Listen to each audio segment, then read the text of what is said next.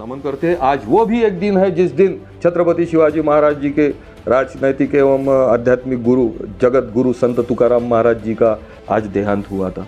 उस दिन ये भी बोला गया था कि वो सदैह वैकुंठ में गए। Nature can't breakup his rule. आदमी को जिस ढंग से निर्माण होना है उसी प्रक्रिया से वो आदमी निर्माण होना है, और जिस ढंग से पंचतत्व में विलीन होना है उसी ढंग से पंचतत्व में विलीन होना है।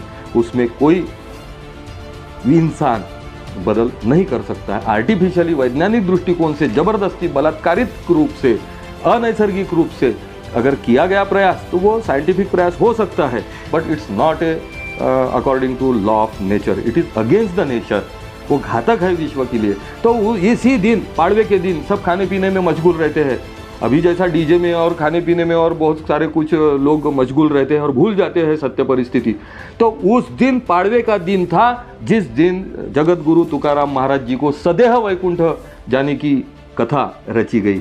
तो उस दिन वो जो सत्य क्रांतिकारी कवि एवं संत थे, सर्वसामान्य नागरिकों को जागरूक करते थे अपने अधिकारों के बारे में, ज्ञान के बारे में, सेवा के बारे में, कर्तव्य के बारे में, अंधविश्वास के बारे में, तो उनका उस दिन षड्यंत्र पूर्वक निस्तारण किया गया, उनको खलास किया गया। उनका जो लेखन था, अभंग साहित्य जो था, वो नदी में डुबोने का, नष्ट करने का प्रयास किया गया। लेकिन उनके जो शिष्य थे जगनाड़े महाराज जी के करके, उन्होंने वो लिखित, वो उनको अवगत होने के कारण वो जिंदा रहा अभंग स्वरूप। तो इस प्रकार का षड्यंत्र अभी भी चालू है, ऐसा मुझे व्यतीत हो रहा है। कुछ दिन पहले माननीय सर्वोच्च न्यायालय के न्यायाधीश महोदय जी ने बहुत सारे चीज़ों को अभी लाइन ऑफ एक्शन देने का या कंट्रोल करने का प्रयास किया है। उसी प्रकार न्यायालय से ही मैं गुजारिश करूंगा कि ये देश की बागडोर जो है वो संविधान के अनुसार चलना चाहिए। फेसबुकी या ट्विटरी या ये जो भी पूंजीवादी उद्योजक है जो षड्यंत्र के शिकारी बने हैं आर्थिक रूप से, सामाजिक रूप से, तो उसका बहुत बड़ा कुप्रभाव नेचर के ऊपर और जनता के ऊपर पड़ रहा है।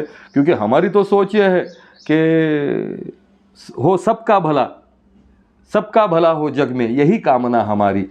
तो इसी ढंग से ये हमारा संविधान भी बोलता है, हर धर्म पुरुष मानवता की सीख देता है। हर धर्म में ज्ञान, सेवा, सहकार तत्वों को महत्व दिया गया है।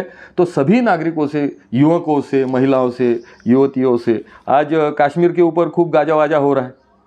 कश्मीर और झुंड, उसको धार्मिक रंग देने का प्रयास किया जा रहा है। मैं आपके मालूमात के लिए एक बात देना चाहूँगा कि नागपुर में जब नाटक होते थे तो मराठी नाटक के वक्त श्री आदरणीय पद्मश्री श्री नानाजी पाटेकर साहब, तो नाना पाटेकर साहब का एक रोल था, उनका रोल विलन का था। विलन के रोल में उनको एक महिला इतनी उत्तेजित हो गई कि विलन के रोल से भड़क कर, सत्य मानकर विलन को, यानी एक्टर को ही विलन मानकर उनको चप्पल फेंक के मारी। शो कुछ क्षण के लिए रुक गया।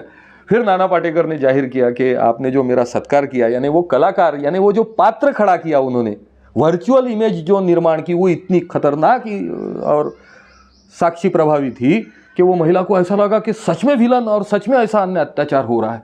तो ये वो कला का महत्व था। वो कलाकार ने वो कला को जो रूप दिया वो बहुत सर्वोच्च रूप था और वो प्रमाण पत्र था। इस ढंग से वो क्षण एडजस्ट किया गया और नाना पाटेकर जी ने बहुत बड़े हृदय से वो उसको सम्मान करके गृहित और एक्सेप्ट किया। तो ऐसे परिस्थिति में ये सारी जो चीज़ें हैं, बावनकुळे साहब से लेके बिजली, पानी, आरोग्य, शिक्षा, सरकार, माननीय मुख्यमंत्री उद्धव जी ठाकरे साहब से हम विनती करेंगे कि इलेक्ट्रिक के बारे में 170 करोड़ एसएनडीएल कंपनी को बैंक गारंटी के तौर पर दिए गए, वो वापस क्यों नहीं लिए गए?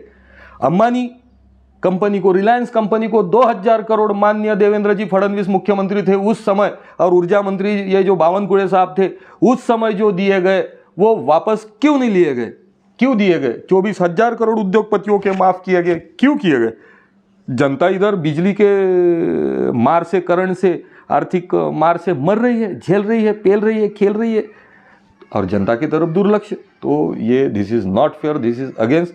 मैं जनता की ओर से एक नागरिक करके विनंती करना चाहूँगा कि स्वच्छ, सुंदर, सुरक्षित मेरा नहीं हमारा देश है, वो स्वच्छ, सुंदर, सुरक्षित ही रहे। होली की शुभकामनाएं। जय हिंद, जय गुरुदेव।